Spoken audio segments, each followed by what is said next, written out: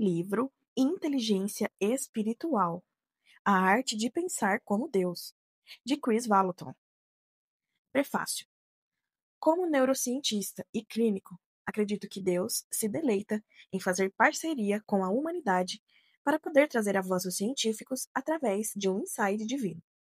É por isso que o novo livro do Chris Vallotton, Inteligência Espiritual, é uma obra revolucionária, pois ele entrelaça princípios da ciência com fundamentos bíblicos. Ao longo deste livro, Chris preenche a divisão entre o espírito e a ciência, um abismo que não foi criado pelo nosso Criador. Cheio de estratégia, práticas para parceria com o Espírito Santo, este livro tem o poder de impulsionar os leitores profundamente na mente de Cristo, expandindo a sua capacidade espiritual para o brilho. Esse livro é um registro escrito de por que viver com uma mente renovada não é simplesmente uma boa teologia. Pelo contrário, é uma maneira pela qual Deus traz profundamente saúde transformadora para todo o nosso ser, mente, corpo e espírito. Esse livro é para os visionários e os pioneiros, os cientistas e os inovadores, as mães e os pais e as gerações futuras que terão aprendido a arte de pensar como Deus, para que possam fornecer soluções sobrenaturais com a sua sabedoria divina. Para aqueles que ousam, prepare-se para se inspirar. Karen Garnes, neurologista, neuromedicina do Centro da Califórnia. Agradecimentos. Há tantas pessoas que participaram da minha vida e me ajudaram a crescer, mas o meu avô, cujo apelido era Spark, foi o único homem que acreditou em mim durante minha infância. Sou intenso e o seu amor por mim moldou a minha vida. Sua ética de trabalho árduo moldou meu caráter e sua paciência ajudou a formar minha natureza. Tive o privilégio de conduzi-lo ao Senhor um ano antes dele voltar para o céu. Ele era ateu devoto durante a maior parte da sua vida, mas teve uma conversão radical, incluindo várias experiências espirituais poderosas e múltiplas visitações angelicais. À luz da incrível revelação que ele recebeu do Senhor poucos meses antes de falecer, é a luz do impacto incrível e contínuo que teve em minha vida pessoal. Queria reconhecê-lo como pioneiro da inteligência espiritual em nossa família. Capítulo 1. Pensando tridimensionalmente. O que significa pensar como Deus? E ter a mente de Cristo? Às vezes, nos perdemos na teologia de uma verdade profunda e nunca experimentamos realmente a realidade dela. A minha jornada na mente de Cristo começou há muitos anos, quando Bill Johnson se tornou pastor titular de nossa pequena Assembleia de Deus em Warrenville, Califórnia. Bill ensinou a nossa congregação sobre os dons do Espírito Santo. Ele ensinava com base nas Escrituras nos cultos de domingo de manhã. E nas noites de domingo, praticávamos o que havíamos aprendido, experimentando o Espírito Santo uns nos outros. Mal sabia eu que estava prestes a aumentar drasticamente o meu horizonte espiritual. Deixe-me explicar. Naquela época, Kate, minha esposa, e eu tínhamos uma oficina mecânica. Um dos nossos maiores clientes de frota era uma empresa de madeireira. Eles tinham cerca de 20 caminhões que cuidamos para eles. Naquele ano em particular, eles compraram várias picapes idênticas e novas. Infelizmente, em um mês, o primeiro morreu e veio atrás de um guincho. Estes foram os primeiros anos dos veículos controlados por computador.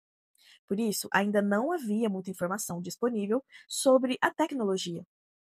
Trabalhei muito naquele maldito caminhão por 3 dias, mas não consegui começar. Finalmente, liguei de volta para essa cliente da frota e pedi que o carro fosse rebocado para a concessionária, a cerca de 72 quilômetros de distância. O gerente me disse: temos mais 10 caminhões novos como estes, então se vira. Depois dessa conversa, passei mais algumas horas trabalhando naquele caminhão.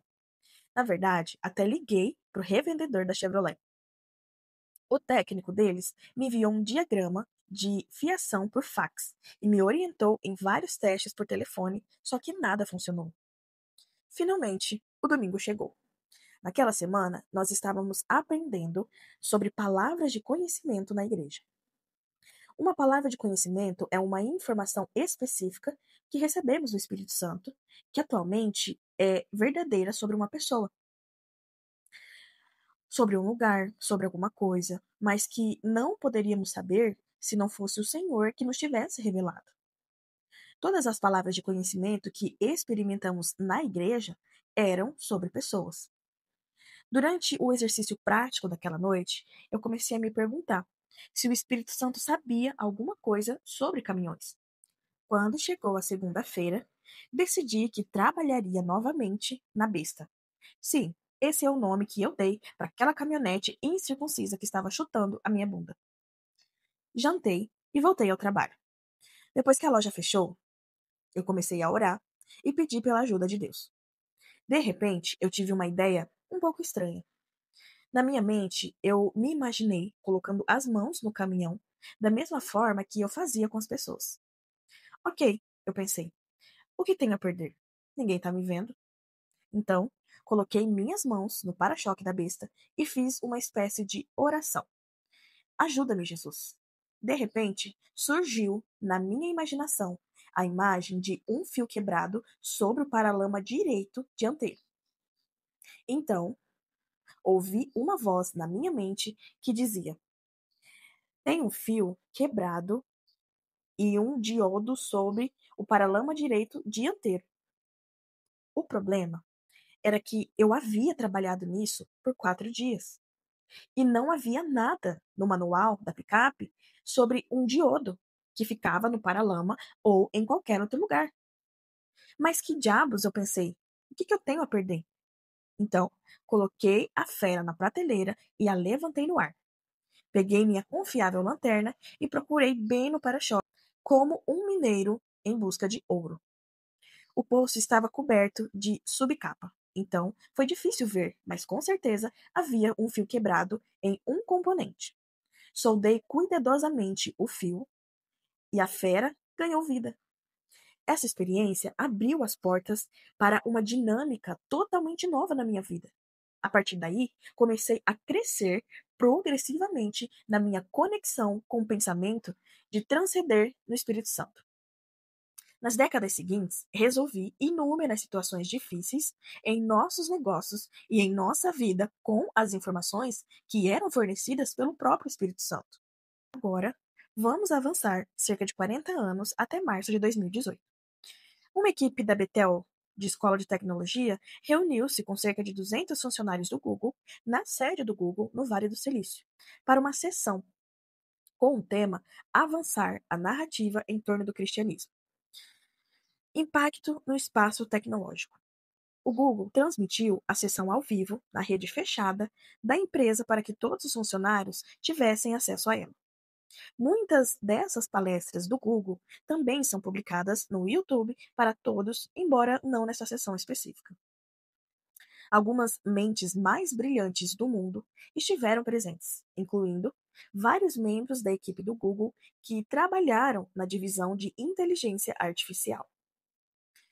A palestra também incorporou um painel de perguntas e respostas, onde nossa equipe abordou ao vivo questões feitas pelos participantes.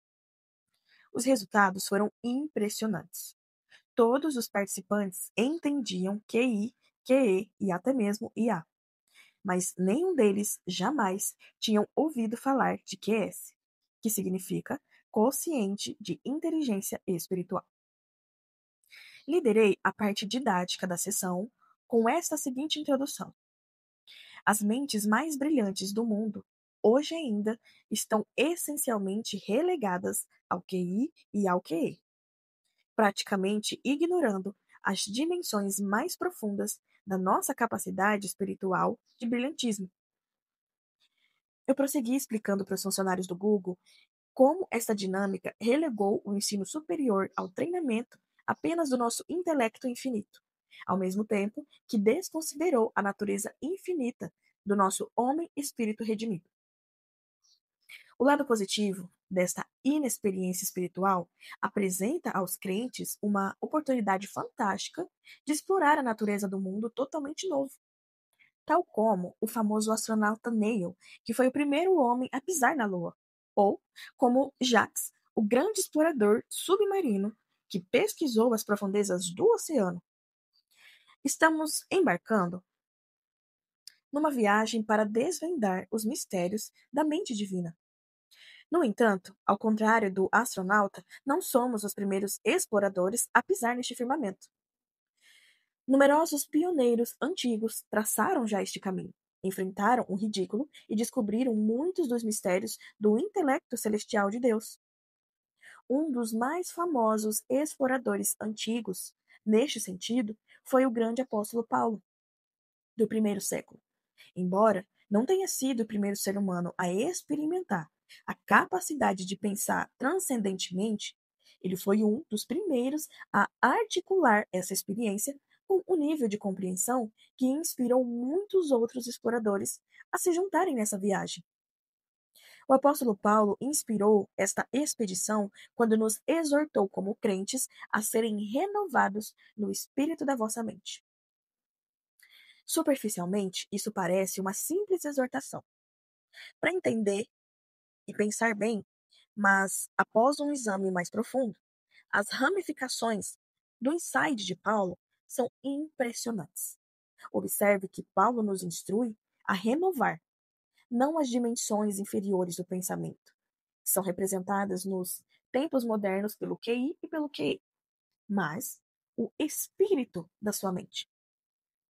Sei que os termos consciente de inteligência e consciente emocional não eram usados nos dias de Paulo, mas, apesar dos termos, o grande apóstolo estava intimamente familiarizado com o ensino superior. Aos 13 anos, o jovem Saulo foi enviado à Palestina para aprender com um rabino chamado Gamaliel. O nome de Saulo foi posteriormente mudado para Paulo. Sob Gamaliel, Paulo dominou a história judaica, os salmos e as obras dos profetas. A sua educação continuaria pelos próximos 5 ou 6 anos. À medida que ele aprendia coisas como dissecar as escrituras, ele se tornou advogado e, sem dúvida, pretendia se tornar membro do Sinédrio, a Suprema Corte Judaica de 71 homens que governam a vida e a religião judaica. Assim, a exortação de Paulo para sermos renovados no espírito das nossas mentes não foi um lapso de língua ou uma figura de linguagem. Não, ele estava nos instruindo intencionalmente a dar atenção a uma dimensão específica do pensamento. Vamos dar uma olhada mais profundo nos insights deste explorador do primeiro século. Escrevendo a uma igreja grega na cidade de Corinto, Paulo procura contrastar a diferença entre as dimensões naturais da sabedoria e a sabedoria divina disponível exclusivamente aos crentes. Ele explica da seguinte forma: quando fui ter convosco, irmãos, não fui com superioridade de palavra ou de sabedoria, proclamando-vos o testemunho de Deus, porque decidi nada saber entre vós, senão a Jesus Cristo, e este crucificado. Estive convosco em fraqueza, em temor e em muito tremor. E a minha mensagem e a minha pregação não consistiram em palavras persuasivas de sabedoria, mas em demonstração do Espírito e de poder, para que a vossa fé não se apoiasse na sabedoria dos homens, mas no poder de Deus. 1 Coríntios 2, do 1 ao 5. Paulo deixa claro para esta congregação grega de que ele está restringindo proativamente de cessar a sabedoria do homem para que possa demonstrar os benefícios superiores do poder e da sabedoria divinos de Deus. Paulo continua ensinando como acessar a mente de Cristo para que possam pensar como Deus. Ele escreve a seguinte situação: no entanto, falamos de sabedoria entre aqueles que são maduros. Uma sabedoria, porém, que não é desta era, nem dos governos desta era, que, por sinal, estão falecendo. Mas falamos de uma sabedoria de Deus em mistério, e a sabedoria oculta que Deus predestinou antes dos tempos para nossa glória. A sabedoria que nenhum dos governantes desta época entendeu.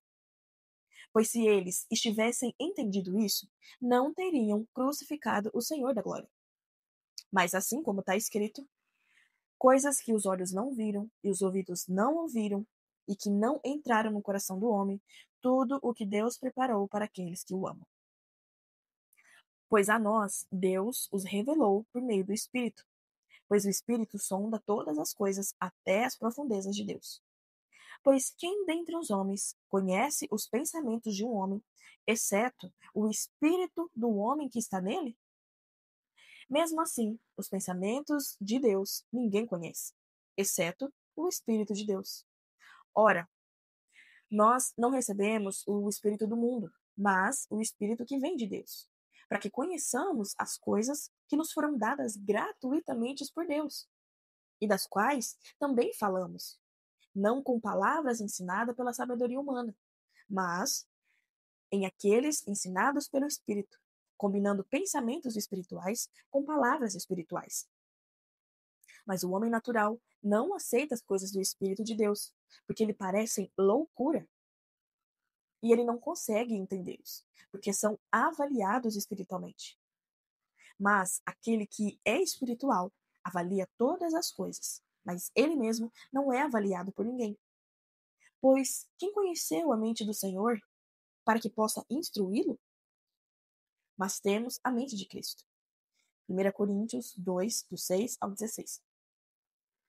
Paulo começa as suas reflexões com o fato de que temos acesso a uma dimensão de sabedoria que é sobrenatural e inacessível para aqueles que não conhecem a Deus. Ele faz 3 observações sobre esta sabedoria divina. Primeiro, é um mistério, que a palavra grega mysterion significa doutrina secreta. Na verdade, Paulo continua dizendo aos coríntios que alguém nos considere desta maneira, como servos de Cristo e despenseiros dos mistérios de Deus. Na verdade, somos administradores das propriedades intelectuais de Deus. Segundo, está escondido dos incrédulos, mas disponível para os crentes. Salomão colocou dessa forma: a glória de Deus é ocultar um assunto, mas a glória dos reis é esquadrinhar o assunto. Provérbios 25, 2. 3. Isso mostra nossa glória.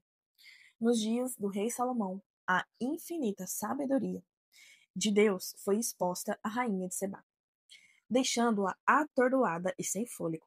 Da mesma forma, a sabedoria do Espírito Santo de Deus deve ser demonstrada através do seu povo ao mundo que nos rodeia.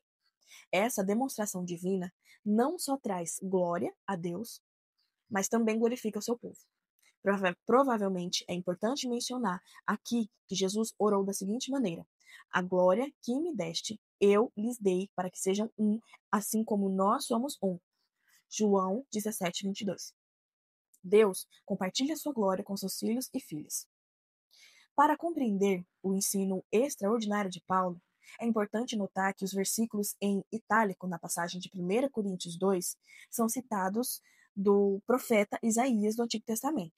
Eles proporcionaram um belo contraste entre os crentes que viveram antes da cruz e os crentes que vivem através do poder da cruz, que nascem de novo e vivem como novas criaturas. Esta disparidade divina também é evidente naqueles que hoje ainda não aceitaram a Cristo. Portanto, eles não experimentaram o poder transformador da cruz nas suas vidas. Isto os relega a recorrer apenas à sabedoria do homem e os exclui da mente de Cristo. A propósito, se você está lendo este livro e não conhece Jesus, este é um ótimo momento para você parar e convidá-lo para entrar em sua vida. Na passagem, o profeta Isaías faz uma afirmação muito forte sobre o fato de que ninguém conhece a vontade de Deus. Ele proclama que os olhos não viram e os ouvidos não ouviram as coisas que Deus quer fazer por nós, seu povo. No entanto, Paulo responde ao profeta do passado, deixando claro que as coisas que eles não sabiam naquela época, nós sabemos agora, porque temos o Espírito de Deus dentro de nós. Seu Espírito nos dá acesso à sua mente e pensamento. O profeta Isaías prossegue fazendo uma pergunta muito profunda: quem conheceu a mente do Senhor? Paulo responde com um efeito, dizendo: nós sabemos. Nós temos a mente de Cristo. Como podemos realmente ter acesso à mente de Deus? Você pergunta. Paulo diz que o Espírito Santo conhece os pensamentos de Deus e que o Espírito Santo vive em nós. Consequentemente, temos acesso ao Espírito de Deus. E ter esse acesso, essencialmente, nos dá a capacidade de pensar como Deus. Sim, você ouviu certo. Se você é um seguidor de Jesus, você pode e você deve pensar como Deus. Esta é a verdadeira inteligência espiritual. Quando nos conectamos com o Espírito Santo, nós acessamos a mente de Cristo e entramos em contato com o infinito que sabe tudo. Na verdade, essa inteligência espiritual, ela transcende o QI e o QE, da mesma forma que a internet tem 1 bilhão de vezes mais informações do que a maioria dos nossos smartphones. Novamente, o QS não é apenas acessar seu próprio espírito ou cérebro. Em vez disso, é conectar-se com o Espírito de Deus, que é eterno, que tem todo o conhecimento e toda a sabedoria e ainda conhece o futuro. Além disso, o Espírito Santo tem uma experiência insondável com a humanidade e conhece o coração de cada pessoa no planeta. O Espírito é o gênio dos gênios, o cientista dos cientistas, o doutor dos médicos, o engenheiro dos engenheiros. Você entendeu a ideia? Ele é a verdadeira definição do verdadeiro brilho. Pense assim: a mente de Cristo nos dá acesso à internet da sabedoria divina, que é a inteligência espiritual definitiva. Intrigado? Fique ligado, porque o melhor ainda está por vir. Capítulo 2: Renovando a sua mente. O apóstolo Paulo, que foi o grande explorador espiritual do primeiro século, escreveu: Não vos conformeis com este mundo, mas transformai-vos pela renovação da vossa mente. Romanos 12, 2. A questão crítica aqui é como podemos renovar as nossas mentes para que vivamos em nossa vantagem divina. Como podemos passar praticamente do conceito ao protótipo e do protótipo à produção, por assim dizer, para que possamos viver um estilo de vida e de pensamentos transcendidos. Antes de nos aprofundarmos neste conceito de pensamento, vamos explorar a mente natural e o intrigante assunto da neurociência. Fui lançado no tema de neurociência em 2008, quando tive um colapso mental e emocional que durou quase um ano. Fiquei deitado no sofá por 6 meses, completamente incapacitado e dominado pela ansiedade, me afogando em depressão. Senti ansiedade durante grande parte da minha vida, mas nunca conheci um dia de depressão. Procurei ajuda através de vários conselheiros profissionais e, embora fosse bom conversar com pessoas que realmente se importavam, nenhum deles realmente me ajudou tanto. Não é que eles não tenham tentado. O problema era que eles não tinham o conhecimento que eu precisava para aquela situação. No meu desespero em melhorar, eu comecei a ler alguns livros sobre neurociência e, em particular, um livro chamado Quem Desligou Meu Cérebro, que é escrito pela doutora Caroline Leaf, que é neurocientista e muito crente. Aprendi com a doutora que nossos pensamentos viajam por rodovias cerebrais chamadas de vias neurais. Você pode imaginar caminhos neurais como resultado de quando uma bola de gude quente cai sobre um bloco de queijo. Falando metaforicamente, quanto mais larga a rodovia, mais fácil será repetir o mesmo pensamento. E quanto mais repetimos o mesmo pensamento, mais amplas se tornam as estradas físicas em nossos cérebros. Você pode ver pela minha explicação simples como é fácil criar uma roda de hamster cerebral? Uma superestrada de mentalidade construtiva ou destrutiva? Outro fato interessante sobre o modo de funcionamento do nosso cérebro vem de Donald Miller, um autor americano, palestrante e CEO da Story Brand. De acordo com a pesquisa do Miller, quando o nosso cérebro tira uma conclusão sobre algo, eles usam a menor quantidade de energia para chegar a essa conclusão. Ele deu uma ótima ilustração da maneira de como nosso cérebro processa informações quando falou em nossa conferência de líderes da Betel, a cerca de 8 quilômetros dos campos de nossa igreja. Ele perguntou: quantos de vocês pegaram o caminho mais curto vindo da igreja até aqui? Claro, a maioria levantou a mão. Miller respondeu: aposto que não. O caminho mais curto é em linha reta. Mas acho que quase todo mundo aqui pegou a rodovia. O que ele queria dizer é que nossa mente segue o caminho mais rápido, como um corvo que desconsidera os caminhos das rodovias e atalhos e voa pela distância mais curta e pelo caminho mais rápido de um ponto ao outro. Assim, como é um desafio convencer um corvo a voar na rota exata de uma rodovia, é um desafio direcionar nossas mentes para seguir uma rota diferente daquela que estamos acostumados. Esta é uma imagem muito poderosa de como pensamos e por que pode ser difícil mudar de ideia sobre a vida. Deixe-me apresentar mais um conceito da neurociência chamado princípio da primeira menção. Este princípio afirma que a primeira vez que você ouvir informações sobre qualquer assunto, torna-se a maneira que você vê aquele tópico daquele ponto em diante. Em outras palavras, você recebe primeiro algo, cria lentes pelas quais você vê aquele assunto, e tudo o que você ouve ou vivencia após a primeira exposição daquele tema será processado por meio das informações que você recebeu primeiro. Ou seja, as informações da primeira menção criam uma lente de verdade pela qual você mede ou avalia todas as outras informações relativas a esse tema.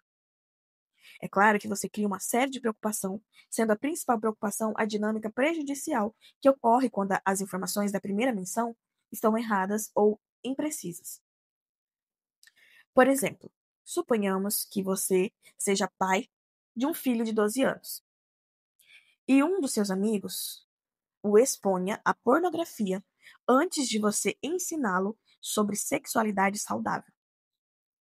Um ano depois, você se senta para conversar com teu filho e, infelizmente, ele é forçado a processar suas palavras por meio de um filtro pornográfico.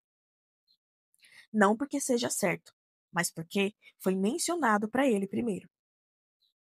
Ele pode fazer uma escolha consciente de rejeitar seu sistema de valores centrais, de primeira menção, e abraçar a verdade. Sim, mas ele terá que abandonar proativamente as mentiras que lhe foram ensinadas e renovar a sua mente com a verdade. Isso não acontecerá por acaso. O Senhor criou-nos para processar informações desta forma, de primeira menção, para que nós, especialmente como pais, mas também como mentores e líderes, possamos cultivar uma cosmovisão do reino na vida daqueles que criamos ou lideramos primeiro. Quando nossos filhos ou discípulos ouvem a verdade de nós primeiro, eles estão preparados para enfrentar o mundo cheio de engano e processar o que ouvem através das lentes da verdade já instaladas dentro deles. Agora que fizemos um curso intensivo de neurociência, vejamos a exortação de Paulo para que renovemos a nossa mente e, finalmente, abracemos a inteligência espiritual. Lembre-se do que ele escreveu: não conformei-vos com este mundo, mas transformai-vos pela renovação da nossa mente. Mais do que está sendo ensinado hoje sobre a mente renovada é modificação de comportamento e não transformação. Então, como podemos renovar a nossa mente? E como sabemos quando temos uma mente renovada? Bom, aqui estão 8 sintomas de ter uma mente transformada. 1. Você está cheio de esperança. 2. O impossível parece razoável. 3. Você vive em paz e não se preocupa. Suas especulações são positivas. 4. Você gosta de si mesmo e até se alegra com sua fraqueza, sabendo que, quando e onde você está fraco, Deus é forte. 5. Você é rápido em perdoar e dar gratuitamente graça e misericórdia aos outros. 6. Você está confiante e agradecido. Sétimo, você acredita nos outros e dá-lhes a ele o benefício da dúvida. 8, você sabe como pensar tridimensionalmente. Obviamente, esta não é uma lista completa do amplo aspecto da mente renovada. É mais parecido com a folha de dicas que você recebe quando compra um carro novo. O fabricante sabe que você não vai ler o manual, de 300 páginas, antes de dar uma volta. Consequentemente, você recebe 3 páginas de cartolina colorida em um boletim informativo que geralmente fica pendurado no espelho e dizem em letras enormes: leia isto antes de operar este veículo.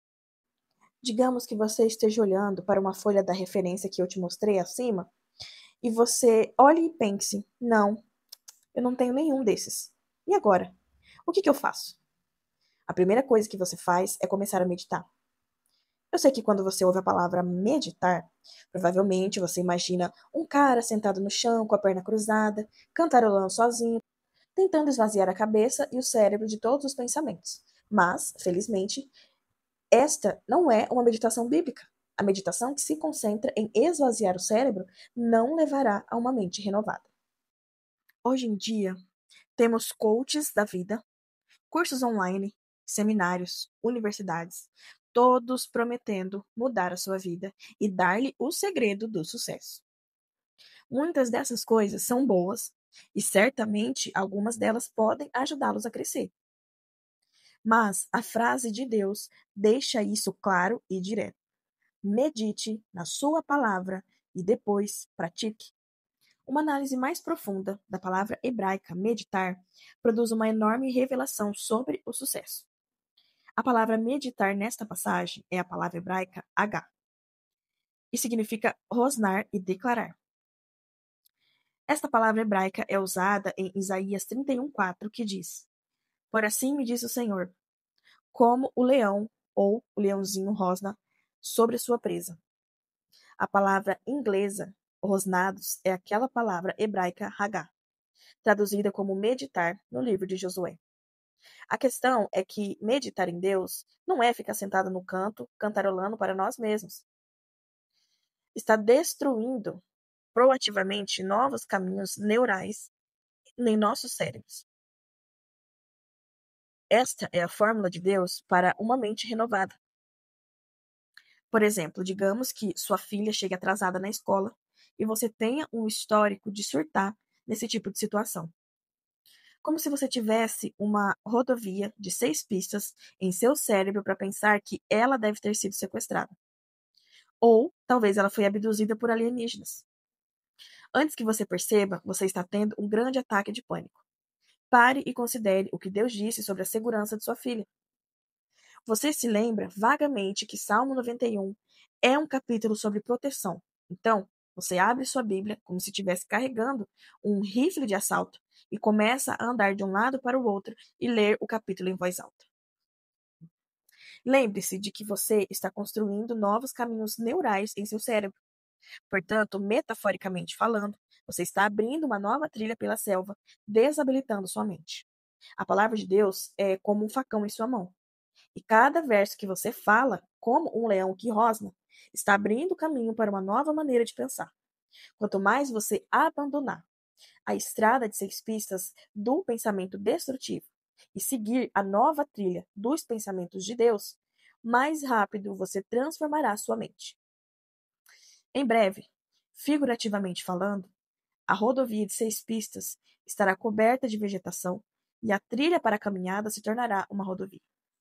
Os sintomas de uma mente transformada se tornarão naturais e você será bem-sucedido e próspero. É importante lembrar que a mente renovada não pensa apenas de forma diferente, ela também acredita de forma diferente. Isto é expresso pelo fato de que há uma grande diferença entre seus valores elevados e seus valores fundamentais. Por exemplo, se você diz: Deus sempre cuida de mim, mas depois se preocupa com a provisão dele quando o aluguel vence, sua ansiedade revela que o seu maior valor é que Deus cuida de você, mas seu valor fundamental é que ele realmente não o faz, ou, pelo menos, não o fará nessa circunstância. O poder da mente transformada é aquela que se divide corretamente entre o fato e a ficção, de acordo com a sua fé em Deus. Então, quando seu aluguel vence e um pensamento vem à sua mente dizer: nenhuma provisão está chegando, você vai ficar sem teto. A mente renovada atribui este pensamento à sala da ficção, porque se opõe à palavra de Deus. A mente transformada acessa o compartimento da realidade da mente renovada para decidir em que acreditar e ajustar o estado emocional da sua alma de acordo, porque você meditou na palavra de Deus. Sua mente é capaz de ir para o compartimento da realidade e acessar as palavras de Jesus quando ele diz: Não se preocupem, dizendo: o que comeremos, o que beberemos, o que usaremos como roupa, porque os gentios buscam ansiosamente todas essas coisas, pois seu Pai Celestial sabe que você precisa de todas essas coisas. Mas busquem primeiro o reino de Deus e a sua justiça, e todas essas coisas serão acrescentadas a vocês. Mateus 6, do 31 ao 33. Se você leu essa passagem no meio da situação do aluguel e ainda se preocupa, sua mente atribuiu a passagem ao compartimento de ficção. Você se lembra, mas não acredita. Poderia até mesmo ser de alto valor, algo que você deseja que seja verdade ou acha que deveria ser verdade, porque é verdade para os outros e foi verdade para Jesus. Então você deve acreditar, mas você realmente não sabe. A meditação é, portanto, mais do que memorizar as Escrituras. É tomar uma decisão proativa de acreditar em Deus, de colaborar à verdade acima dos fatos e de confiar na sua boa vontade. A meditação move a palavra de Deus em memória para a realidade e muda o nosso destino. Mais uma vez, não vos conformeis com este mundo, mas transformai-vos pela renovação da nossa mente. Romanos 12, 2. Você não pode mudar sua vida, mas, se mudar de ideia, Deus transformará a sua vida. Capítulo 3. Descobrindo seus superpoderes. Por volta de 598 a.C., Nabucodonosor saqueou Judá e Jerusalém, culminando na deportação de 10.000 prisioneiros de guerra judeus para a Babilônia. A situação era sombria. O país estava em ruínas. O magnífico templo de Salomão foi destruído e um ditador violento e cruel governava os israelitas com vara de ferro. Em meio ao caos, Deus tinha uma estratégia secreta que acabaria por desvendar o cerne da maldade em dois impérios poderosos, incluindo a derrubada de 4 reis. O plano exigia que Deus enviasse 4 dos seus super-heróis para a Babilônia e mais tarde para a Pérsia, com a missão divina de demonstrar a vida e os benefícios de um reino superior, e depois apresentar os governantes desses países ao Rei dos Reis. O resultado foi impressionante. 70 anos depois, 2 grandes impérios caíram nas mãos do céu. E os seus reis prestaram homenagem ao Deus de Daniel, Sadraque, Mesaque e Abdnego. A verdade é que Deus criou os super-heróis muito antes de existir uma revista em quadrinhos ou um filme da Marvel. Quer tenham sido os 4 sábios da Babilônia, a prova de fogo e domadores de leões, ou menino matador de leão, pisoteador de urso e matador de gigantes do fundo do deserto. Deus sempre teve seus super-heróis. Eles são homens e mulheres que recebem poderes incríveis. São enviados para o que inicialmente podem parecer missões suicidas, mas que, apesar de serem situações impossíveis, no entanto, no final do dia, quando a poeira baixou e as luzes diminuíram, eles saem de cena, arrastando a cabeça de Golias pelos cabelos e gritando louvores a Deus. Eu sei que a ilustração é um pouco antiga, mas tenha paciência comigo. No caso de Daniel e seus 3 amigos, eles possuíam sabedoria divina e conhecimento sobrenatural. E eles entendiam o significado dos sonhos e das visões. Na verdade, Daniel poderia lhe contar seu sonho, dar-lhe a interpretação e dizer-lhe o que fazer a respeito. Uau, certo? Mas antes de enfiarmos essa história em um baú de cedro, em algum lugar entre as bolas de naftalina da história antiga, e se eu te dissesse que Deus ainda hoje está capacitando super-heróis? E se renovar a mente não for apenas pensar bem, como eu expliquei no capítulo anterior, mas e se isso for pensamento divino? E se eu lhe dissesse que você realmente tem uma grande vantagem sobre os 4 garotos da Babilônia? Você pode falar, louco, da onde você tirou isso? Mas é verdade. Falaremos sobre renovar as nossas mentes e construir caminhos neurais para novos métodos de pensamento, o que é formidável na transformação da nossa personalidade. No entanto, os nossos superpoderes estão, na verdade, enraizados no espírito da nossa mente. Como eu mencionei anteriormente, podemos acessar a terceira dimensão e experimentar o pensamento divino.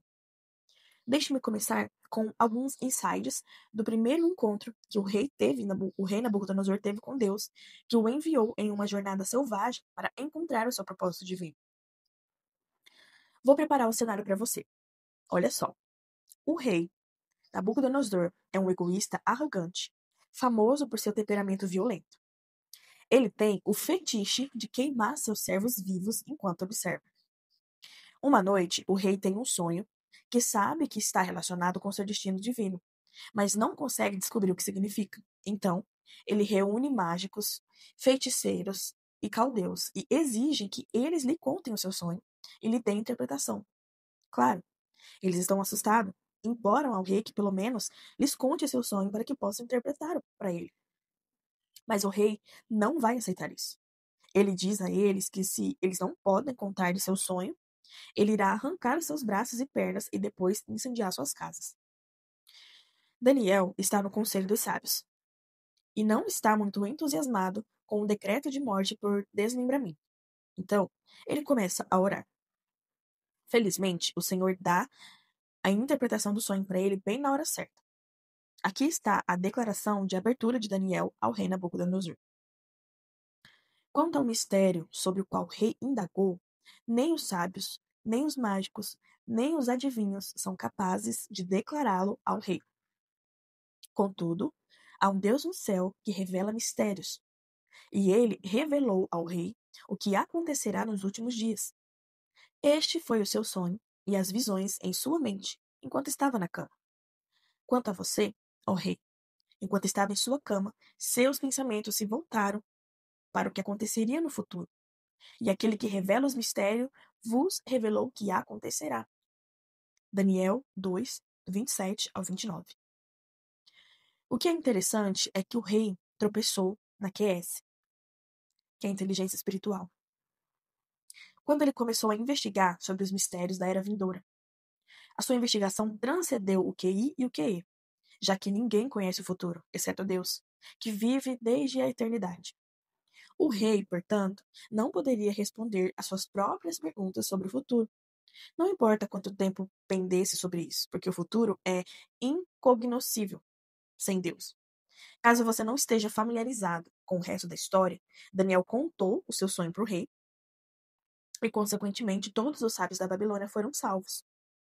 Agora, deixe-me contextualizar isso com o capítulo anterior, onde nós discutimos como a renovação da nossa mente, através da meditação divina, forja novos caminhos neurais em nosso cérebro.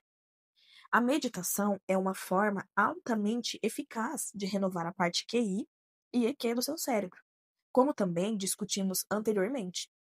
No entanto, existe algo profundo que acontece quando nos recusamos a resolver problemas com a nossa mente natural e, em vez disso, pedimos ao Espírito Santo a sua sabedoria divina. Este exercício inicia o processo de renovação do espírito de nossas mentes. Deixe-me colocar desta forma: a razão pela qual não aproveitamos a sabedoria da era vindoura é porque nos contentamos com a sabedoria da era em que vivemos. Portanto, todas as nossas autoestradas cerebrais estão sendo forjadas para poder incorporar conclusões naturais. Mas, para aceder à inteligência espiritual, nós temos que sair da autoestrada do pensamento QI e EQ. Metaforicamente falando, significa entrar na via principal da QS da sabedoria divina. Ou, em outras palavras, enquanto nos permitirmos chegar a boas conclusões, não sentiremos necessidade de pedir conclusões a Deus, ao Espírito. Vou te dar um exemplo mais prático. Digamos que você tenha uma despesa grande e inesperada, e você não tem dinheiro para pagá-la. Então, você fica acordado a noite inteira pensando em várias soluções para poder resolver esse problema. Você poderia refinanciar sua casa para saldar a dívida ou talvez conseguir outro emprego. Se a situação for terrível, você pode considerar pedir falência. Você compara as escrituras com a sua situação e toma uma decisão baseada nos valores bíblicos fundamentais. Esta pode ser uma maneira razoável de abordar a situação, mas pode roubar de você a solução sobrenatural de Deus. Aqui está a abordagem QS para a mesma situação. Em vez de fazer uma coisa razoável, você ora e pede a Deus que lhe dê a perspectiva dele sobre sua crise financeira. Por meio da sua investigação espiritual, você tem um pensamento forte e muito convincente de que deveria doar seus relógios de ouro para o sem-teto que você viu mendigando na esquina da sua rua. Mas como isso vai resolver a minha situação financeira? Você se pergunta. No entanto, o pensamento se intensifica e você se sente dominado pela profunda convicção de que deve obedecer. Então, você pega o seu relógio de ouro e dá para o sem-teto da rua. 3 dias depois, você recebe uma carta registrada pelo correio informando que seu tio, que morreu há quase 20 anos, deixou para você uma herança de US$ 100.000 que você nunca recebeu. Louco, né? Você diz. Bem, pense em todas as maneiras que Deus providenciou para as pessoas na Bíblia. Você já percebeu que a maioria das disposições sobrenaturais da Bíblia ocorreram em resposta ao puro desespero das pessoas e não devido ao seu estilo de vida divino? O que eu quero dizer é que a razão pela qual não desenvolvemos o espírito de nossas mentes é porque geralmente resolvemos os nossos desafios da vida com um pensamento natural e de nível inferior. Pensamentos que podem ser baseados em princípios bíblicos, mas não podem ser realmente conduzidos pelo Espírito. Você pode estar se perguntando se eu estou sugerindo que não baseemos nosso pensamento em princípios bíblicos. A resposta é não. No capítulo anterior, aprendemos como pensar biblicamente meditando na palavra de Deus. O pensamento bíblico transforma vidas porque ele nos ensina como Deus pensa. Só que a única maneira de saber o que Deus está pensando é ter uma conexão através do Espírito Santo com a mente de Deus. Entendo que a diferença aqui pode ser um pouco difícil de entender, mas fará uma diferença profunda na sua vida quando você a entender. Vamos revisitar alguns versículos e nos aprofundar um pouco mais em sua aplicação. O apóstolo Paulo escreveu: Pois quem dentre os homens conhece os pensamentos de um homem, exceto o espírito do homem que nele está? Mesmo assim, os pensamentos de Deus ninguém conhece, exceto o Espírito de Deus.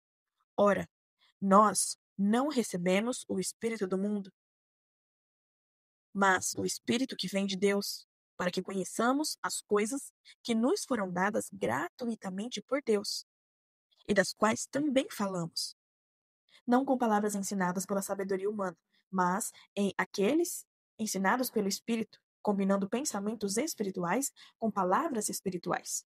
1 Coríntios 2, do 11 ao 13. Paulo está ressaltando que recebemos o Espírito de Deus e, portanto, temos acesso aos seus pensamentos. Ele continua dizendo que o Espírito está nos ensinando como ter os pensamentos de Deus, isto é, sua imaginação, visões, sonhos e suas palavras espirituais.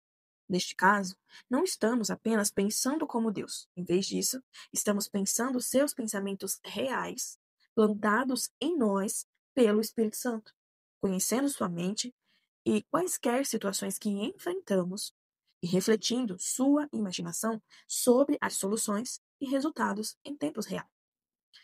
A fim de pavimentar novos caminhos neurais para o pensamento divino, precisamos superar a tentação de resolver os desafios da vida com um pensamento biológico, que é a nossa inclinação natural. Lembre-se que Donald Miller apontou como nossos cérebros estão programados para tirar conclusões, usando a menor quantidade de energia possível.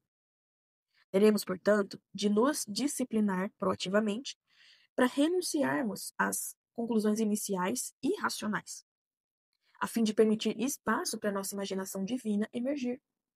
Além disso, teremos de nos sentir confortáveis com soluções que, por muitas vezes, desafiam a lógica e a razão, para abraçar o pensamento superior de Deus. Aqui estão 5 coisas para lembrar sobre o pensamento divino. Primeiro, no início, o pensamento natural desafiará frequentemente a nossa capacidade de construir caminhos neurais para o pensamento divino. Porque, metaforicamente falando, já temos autoestradas de 6 faixas incorporadas nos nossos níveis mais baixos de inteligência. 2. Muitas vezes, Deus pensa fora das leis da física, porque ele vive em uma realidade superior. Muitas de suas soluções transcendem, portanto, as leis da natureza, os fatos e a razão natural. Pode ser enervante esperar em Deus, apenas para que Ele dê uma resolução que exige extrema fé e que pode te causar mais problemas com pessoas do que com a situação que você está tentando resolver em primeiro lugar. 3. Renovar nossas mentes através da meditação bíblica para que pensemos como Deus é transformador de vidas. Renovar o espírito de nossa mente de tal forma que espelhamos os pensamentos de Deus sobre situações, circunstâncias, pessoas ou coisas. É como a mente renovada 2.0. 4. Renovar o espírito da sua mente é, na verdade, aprender a ouvir a voz de Deus, dando tempo para o seu espírito construir uma amizade com o Espírito Santo e, por fim, unir o espírito ao espírito. 5. Assim como qualquer outro relacionamento, construir uma amizade com o Espírito Santo leva tempo. Simplesmente não há substituto para a experiência. Começamos o processo perguntando ao Espírito Santo o que ele pensa sobre várias coisas ao longo do nosso dia. E então, ouvimos de espírito para espírito as suas respostas. Capítulo 4. Fita adesiva e espadas. Foi o café da manhã de oração nacional, onde cerca de 3.700 pessoas se reuniram durante 3 dias, todos os anos, para ouvir o presidente dos Estados Unidos discursar aos crentes de todas as crenças religiosas e também para orar pelo nosso país.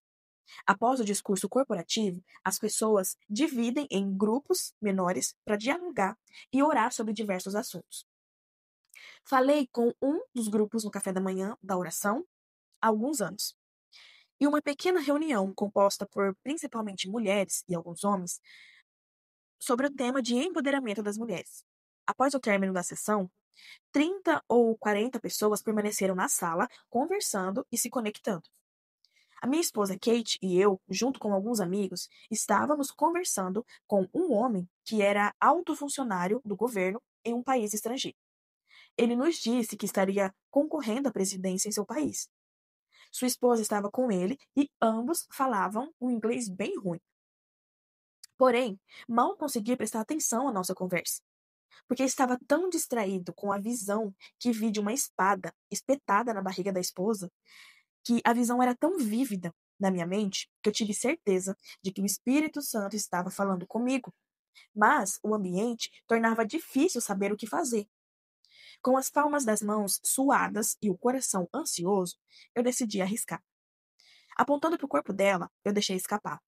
Você tem uma espada na barriga, bem ali.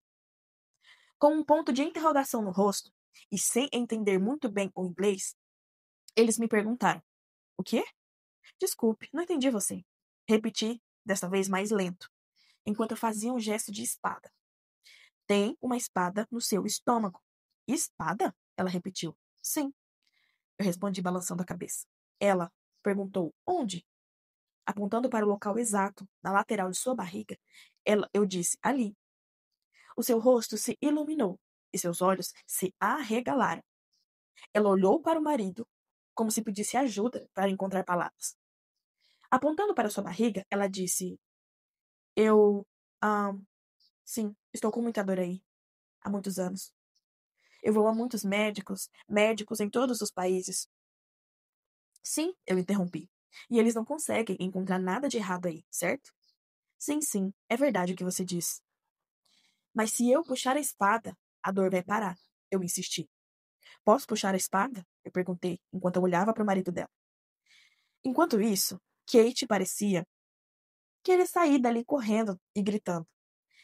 E eu estava tentando não deixar nossos olhares se encontrarem. Ficamos ali pelo que pareceu uma eternidade, enquanto o casal conversava em outro idioma. Finalmente, eles acenaram com a cabeça em concordância. Você está pronto? Eu perguntei, tentando aliviar aquele clima sério. Quero dizer, como você se prepara para alguém puxar uma espada invisível de você? Não sei, ela respondeu. Ignorando seu medo, agarrei o cabo da espada e a arranquei dela. De repente, ela ficou inconsciente e caiu de costas no chão.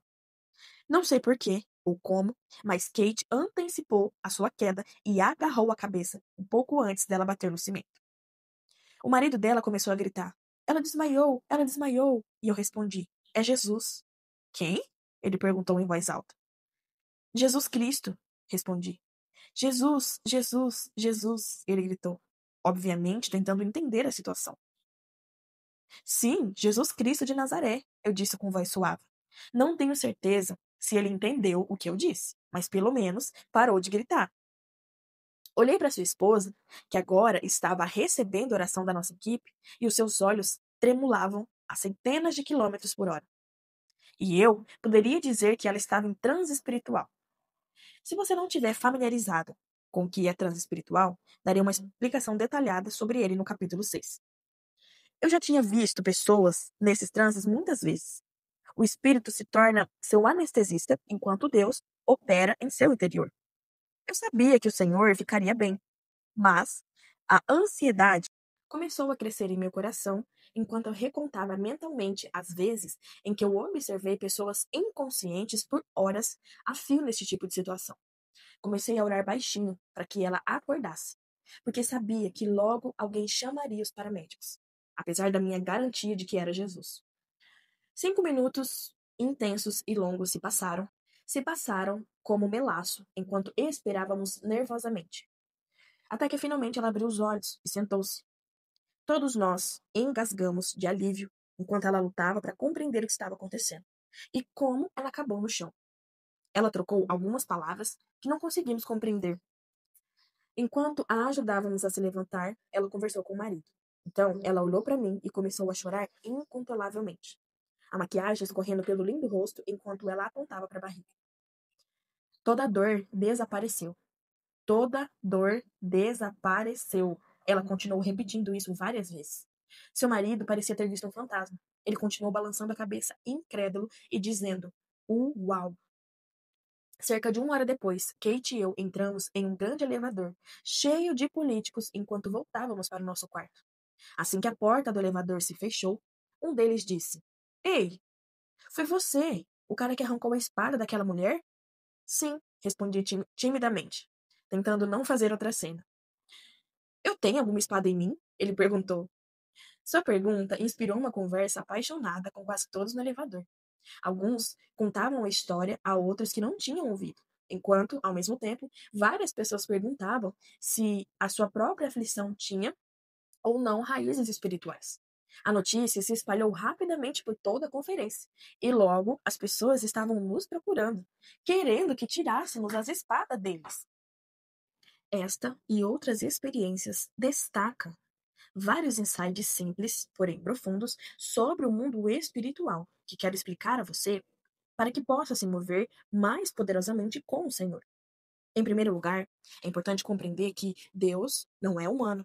Sua primeira língua não é o inglês, não é o espanhol, nem o alemão, nem qualquer outra língua humana que você ou que eu possamos falar, embora não seja incomum para ele falar conosco em nossa língua.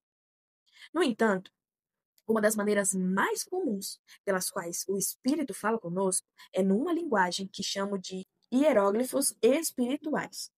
Embora, na maioria das vezes, associemos os hierógrafos ao Egito, a palavra é grega e significa sagrado, significa marca ou escrito. Então, os dois juntos significam escritos sagrados. Para ser mais claro, não estou dizendo que Deus estava inspirando os escritos das cavernas egípcias ou qualquer remontante semelhante. Estou usando essa palavra como uma forma de ilustrar a maneira que o Espírito Santo muitas vezes fala conosco em forma de imagem. Uma das principais razões pelas quais tantas pessoas não percebem ou ignoram a voz do Espírito é porque não entendem como ler hieróglifos espirituais. Portanto, eles não têm consciência de que Deus está realmente falando com eles. Pessoalmente, aprendi a ser sensível à voz do Espírito ao perdê-la tantas vezes. Por exemplo, eu via uma imagem na minha imaginação como uma espada na barriga de alguém, e eu não dizia nada para ela. Um tempo depois, eu descobriria que a pessoa tinha um problema físico no mesmo local da espada que eu vi no espírito. Com o tempo, comecei a experimentar essas informações fazendo perguntas às pessoas. Eu diria: eu vejo uma espada cravada no seu estômago. Você tem algum sintoma físico? Alguma dor? Algum problema digestivo ou diagnóstico que dê sentido a esta visão? Quase sempre havia uma razão lógica para a visão incomum. Com o tempo, fiquei mais confiante de que minhas visões hieróglifas eram representações precisas de questões reais. Na verdade, existem dois tipos principais de visões. Um tipo é a visão da mente, na qual o espírito projeta uma imagem. Pode ser um vídeo ou apenas uma imagem na tela da sua imaginação. Essas imagens geralmente duram menos de 3 segundos. É muito rápido, o que é outro motivo pelo qual as pessoas não valorizam. Geralmente pode repetir o filme, por assim dizer, simplesmente trazendo a imagem de volta à sua imaginação. O segundo tipo eu chamo de visão aberta, que é muito semelhante à visão da mente, exceto que você realmente vê com seus olhos naturais, físicos, com os olhos abertos mesmo. Simplificando, você fecha os olhos e a visão desaparece. Quando você abre os olhos, ela está lá. Isso inspira a questão de como sabemos o que significam as visões.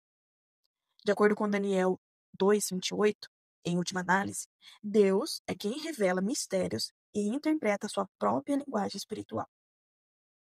Dito isto, fica claro nas Escrituras que a interpretação de visões e sonhos é, de certa forma, uma habilidade espiritual, que é, pelo menos parcialmente, aprendida através da experiência e do treinamento. Na verdade, essa habilidade era muitas vezes transmitida de geração em geração, nos tempos bíblicos, como aconteceu através do legado de Arão. Isso é demonstrado em Abraão, em seu filho Isaque e em seu neto Jacó, e em seu bisneto José, incluindo todos os irmãos de José, que foram guiados por sonhos e visões que compreenderam. Capítulo 5. Guiados pelo Espírito. Aqui está a grande questão. Como podemos realmente cultivar um relacionamento com Deus do universo? Dizer às pessoas que você fala com Deus muitas vezes inspira uma conversa sobre medicamentos e doenças mentais. Ah, se você fala com Deus, não é? É interessante. E o que ele diz para você? Essas perguntas são feitas com: há quanto tempo você ouve essas vozes? Além disso, há muitas pessoas estranhas por aí anunciando algumas coisas malucas em nome de Deus. Então, de certa forma, existe um medo legítimo de ouvir a voz de Deus.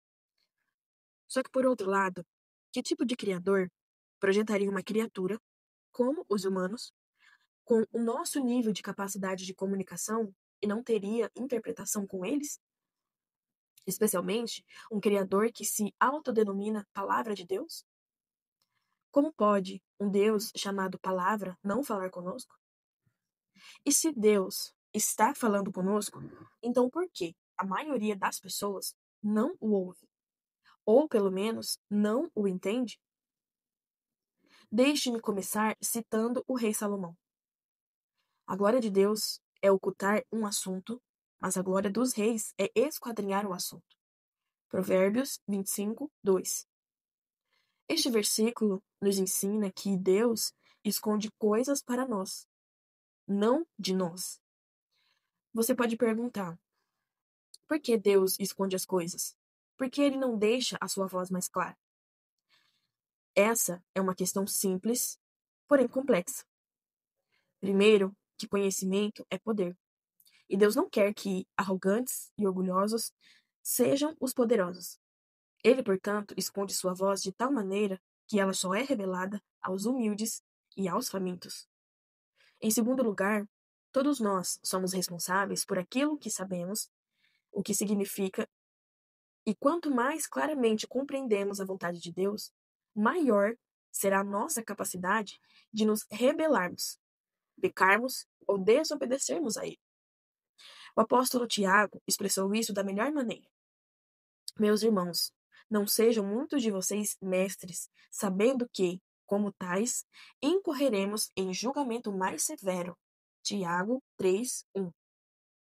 Se eu conhecesse a vontade de Deus, certamente desejaria obedecê-lo. Espero que sim.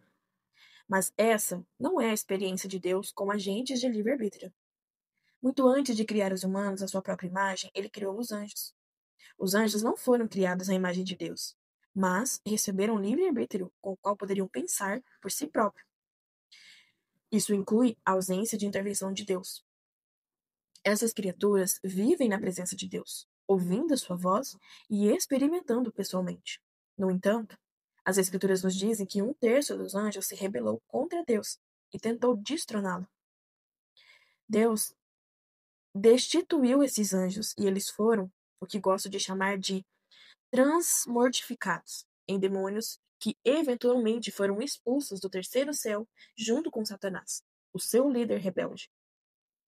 Deus ajudou a resolver a rebelião dos seus agentes de livre-arbítrio com 3 características distintivas. Primeiro, ele fez a humanidade a sua própria imagem e semelhança, uma imagem espelhada em si mesmo. Segundo, ele coloca o seu espírito em todos que escolhem segui-lo, ao contrário dos demônios que se rebelaram contra ele. João escreveu em 1 João 4,13: Nisto conhecemos que permanecemos nele e ele em nós, porque ele nos deu do seu Espírito. E terceiro, para aqueles que permitem que seu Espírito viva dentro deles e assim abrigue Deus, ele dá a mente de Cristo e seu coração. Lembre-se, nada disso tira o nosso livre-arbítrio, mas nos revela a vontade de Deus em vários graus.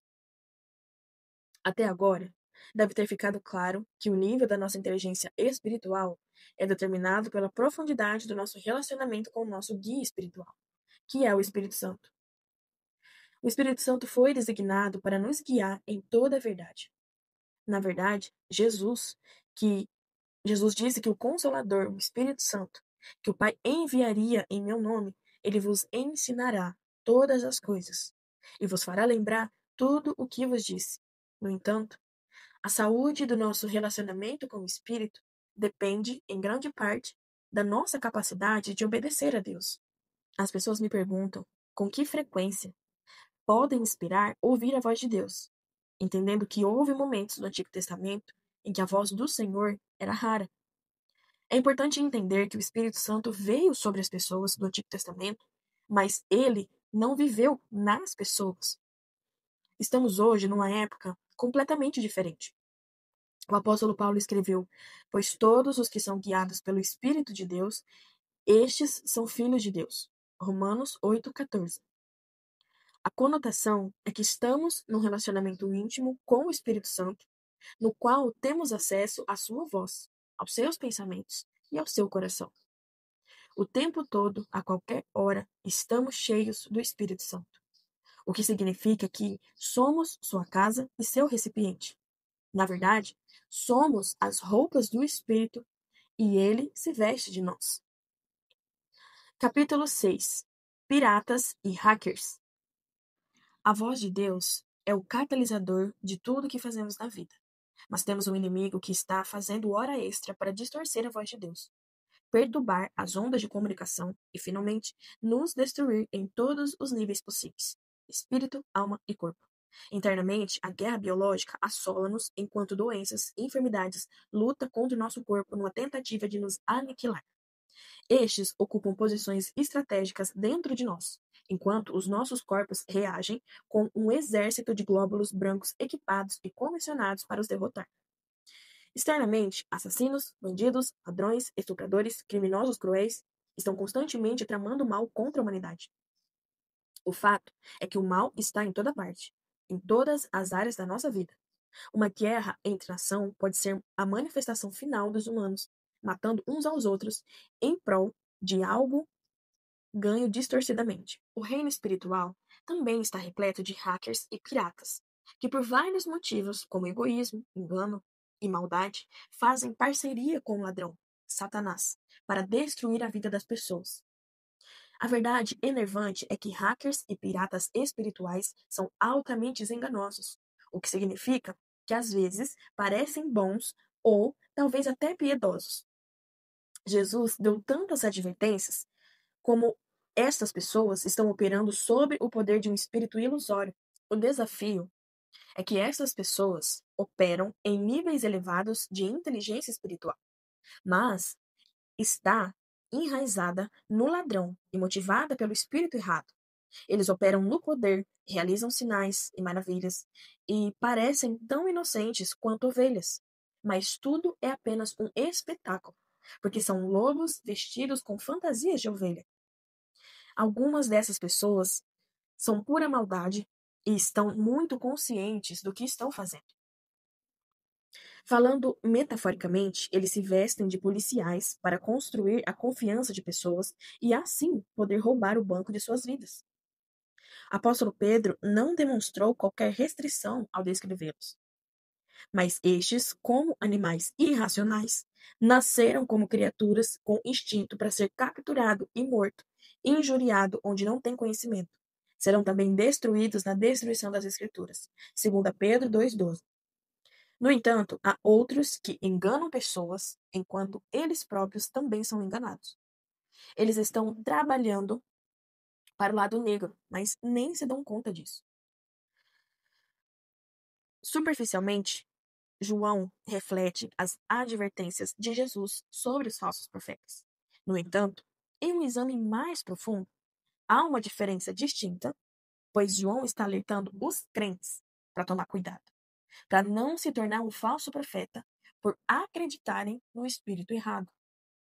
João abre a porta para um diálogo completamente diferente sobre os enganadores, apontando que algumas pessoas bem intencionadas estão, na verdade, trabalhando para Satanás sem saber.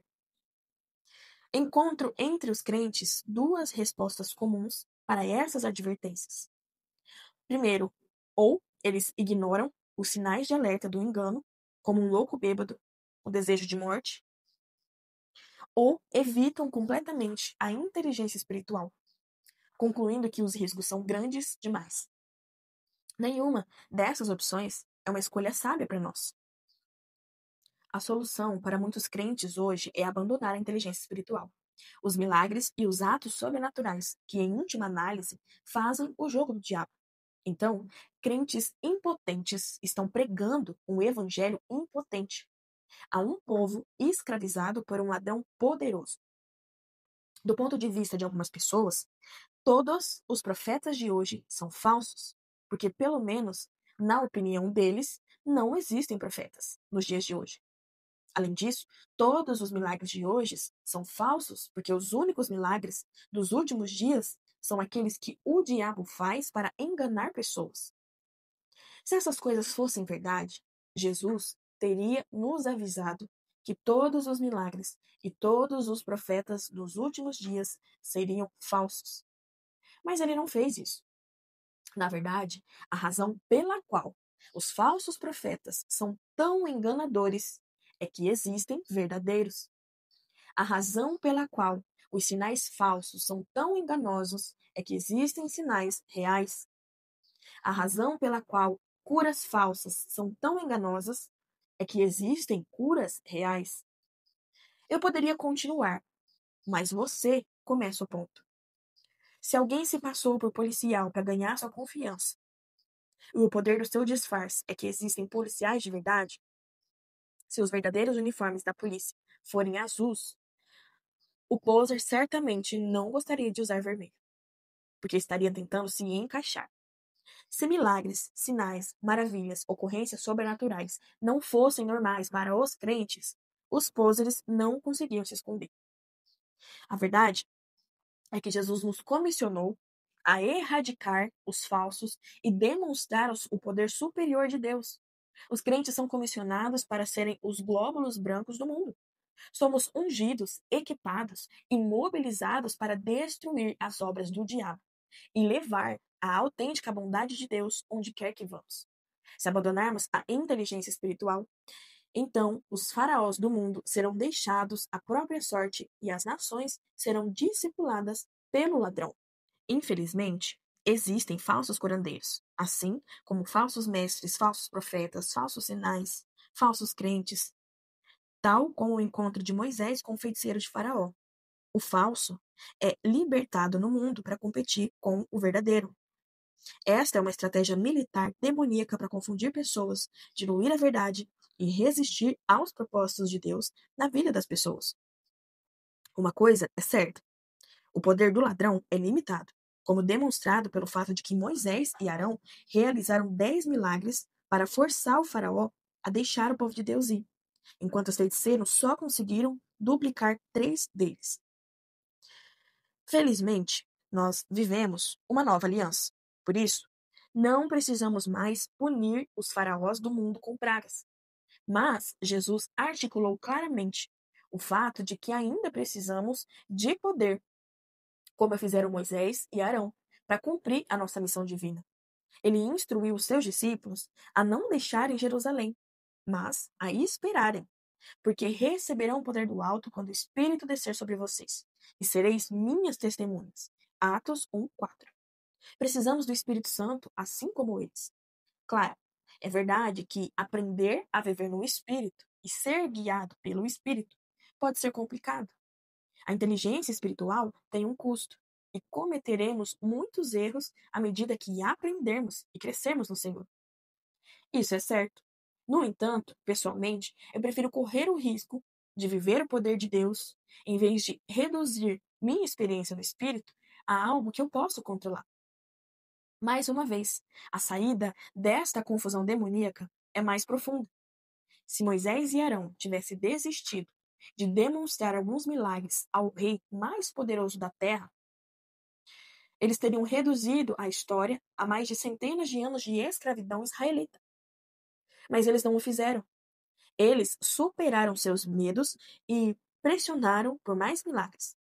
Eles continuaram indo mais alto, até que os feiticeiros e mágicos foram humilhados. E finalmente aquele tirano teimoso, obstinado e matador de bebês perdeu o controle sobre o povo de Deus. Os israelitas deixaram o Egito carregados de riquezas, pagamento por 400 anos de escravidão. Este é o poder do SQ, é o privilégio de todo aquele que anda no Espírito. Podemos ir mais fundo, ir mais longe e vencer, mas também temos que ficar atentos aos piratas hackers e enganadores. À medida que aprendemos e crescemos no Espírito, quanto mais nos movemos no poder do Espírito, maior ameaça seremos para o reino das trevas. Portanto, é importante que compreendamos os caminhos tortuosos do diabo, para que possamos ficar livres dos seus ardis e destruir as suas obras. Encerramos aqui mais um capítulo.